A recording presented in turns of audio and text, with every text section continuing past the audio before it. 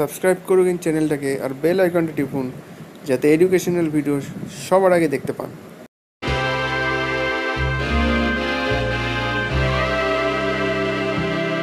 নমস্কার বন্ধুগণ, সবাইকে আবার স্বাগত আমার চ্যানেলে। বন্ধুগণ, আজকে ডাব্লিউবিসিএস নিয়ে যে স্ক্যাম কিংবা যে এলিগেশন, যে বিতর্ক শুরু হয়েছে, তারই আজকে আরেকটা 3 নম্বর ভিডিও বলতে পারো। আমি দুটো ভিডিও আপলোড করে দিয়েছি, যদিও এর আগে অনেক ভিডিও আপলোড করেছি, বাট লাস্ট যে দুখানা ভিডিও আপলোড করেছি মানে আরও ডিটেলসে আর কি যে ঘটনাগুলো ঘটেছে আরও ডিটেলসে এক্সপ্লেন করেছি ভিডিওগুলো। অবশ্যই একটা গণশক্তি বোধ সম্ভবত পেপারটার নাম, এই পেপারে পাবলিশ হয়েছিল, তো সেই সংক্রান্ত ভিডিও আরও ডিটেলসে সেখানে লেখা আছে যে এক্স্যাক্টলি কী কী হয়েছে। এবং এটা হচ্ছে 3 নম্বর ভিডিও। আজকে যে জিনিসটা দেখতে পাচ্ছ, যেটা লেখা আছে তোমাদের হেডলাইনে, বিসিএস কোচিংয়ে জড়িয়ে কর্মী নিষেধাজ্ঞা পিএসসি। তো কী পিএসসি নিষেধাজ্ঞা জারি করলো, কী নোটিশ জারি করলো বিসিএস কোচিং সংক্রান্ত, তো সেটাই আজকে এই আর্টিকেলে আছে। এইটা আজকের এই সময় নিউজ পেপারে পাবলিশ হয়েছে। তো যাদের কাছে আছে তারা পড়ে নিতে পারো, কিংবা পড়ে হয়তো হয়তো নিয়েছো সকালে। আর যাদের কাছে নেই তাদের তো আমি এক্ষুনি পড়ে শুনে দিচ্ছি এক্স্যাক্টলি কী বলতে চাইছে পিএসসি। বিসিএস কোচিংয়ে নিষেধাজ্ঞা মানে কি?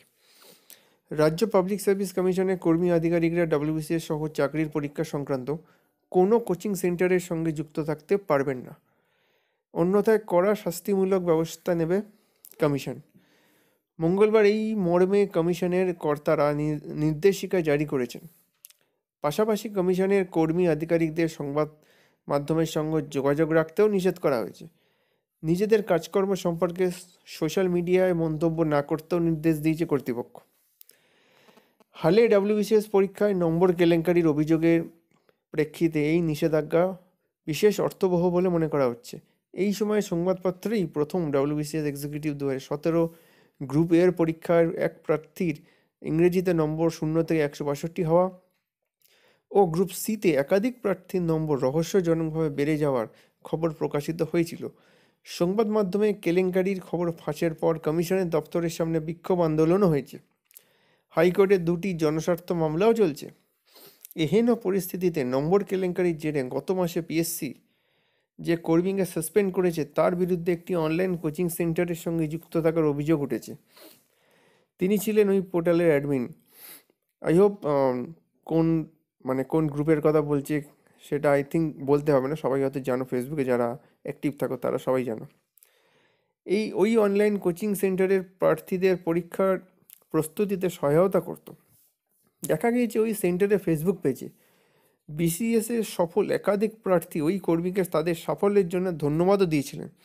তা নিয়ে বিস্ময় সৃষ্টি হয়। ওই কোচিং সেন্টারের বিরুদ্ধে কোনো প্রার্থীকে বিধি বহির্ভূতভাবে সুবিধা পাইয়ে দেওয়ারও অভিযোগ ওঠে। এই নিয়ে সোশ্যাল মিডিয়ার তুমুল চর্চাও চলছে।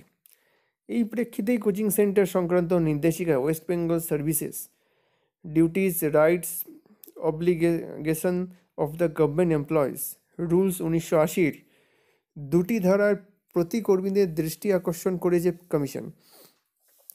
3 ধারায় বলা হয়েছে, সরকারের নীতি সম্পর্কে কোনো কর্মীর ব্যক্তিগত যে মনোভাবই থাকুক, সরকারি কর্মী হিসাবে তিনি তার দায়িত্ব পালনে বাধ্য। পাশাপাশি ওই বিধির 5(11) ধারায় বলা হয়েছে, কোনো সরকারি কর্মী সরকারের অনুমতি ছাড়া নিজের কাজের বাইরে কোনো ব্যবসা বা চাকরির সঙ্গে প্রত্যক্ষভাবে বা পরোক্ষভাবে যুক্ত থাকতে পারবেন না। এই 2 ধারা মনে করেই কমিশন কর্মীদের নিয়োগ সংক্রান্ত পরীক্ষার কোনো কোচিং সেন্টারের সঙ্গে যুক্ত না থাকার আদেশ দিয়েছে। নির্দেশ ভঙ্গে বিধি অনুযায়ী সংশ্লিষ্ট কর্মীর বিরুদ্ধে শাস্তিমূলক ব্যবস্থা নেওয়ার কথাও বলা হয়েছে। অন্য একটি নির্দেশিকা 3(3) ধারার পাশাপাশি 5(7) ধারার উল্লেখে বলা হয়েছে, সরকারের নির্দিষ্ট নির্দেশ ছাড়া বাইরের কোনো ব্যক্তির কাছে কোনো গোপন নথি বা তথ্য দিতে পারেন না কোনো কর্মী। কমিশন কর্মীদের নির্দেশ দিয়েছে, সংবাদপত্র বা ইলেকট্রনিক মাধ্যমে কোনো যোগাযোগ রাখা যাবে না। সোশ্যাল মিডিয়ার কোনো প্ল্যাটফর্মে কেউ ব্যক্তিগত মত প্রকাশ করতে পারবেন না, সরকারি কোনো তথ্য দিতে পারবেন না।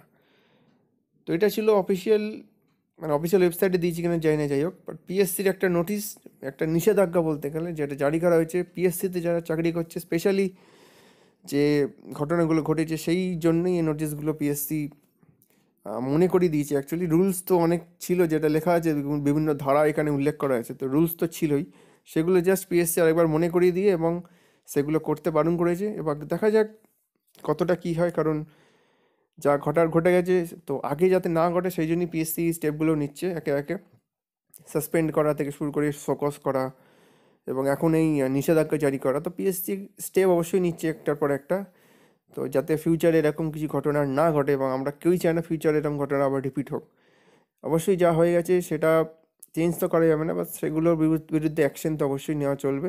যেমন প্রোটেস্ট হচ্ছে, প্রোটেস্ট অবশ্যই হবে, এবং আই হোপ যারা করেছে, যারা যুক্ত আছে এই সংক্রান্ত, এই অ্যালিগেশন স্ক্যাম সংক্রান্ত, এই যা হয়েছে এই সংক্রান্ত, তারা অবশ্যই শাস্তি পাবে। এবং পিএসসির তরফ থেকে যা স্টেপগুলো নেওয়া হচ্ছে সেগুলো অবশ্যই প্রশংসা একটু হলেও করতে হবে, কারণ পিএসসি ফাইনালি কিছু না কিছু স্টেপ নিচ্ছে। কারণ এর আগে 2016 নিয়ে অনেক কথা উঠেছিল, 2017 গ্রুপ এ রেজাল্ট যখন বেরিয়েছিল সেটা নিয়েও অনেক কথা উঠেছিল, বাট সেগুলো এগেনস্টে পিএসসি কিছু বলেনি। বাট এইবার 2017 গ্রুপ সির এগেনস্টে যে কথা, এলিগেশনগুলো উঠেছে, পিএসসি এখন কিন্তু স্টেপ নিতে বাধ্য হয়েছে।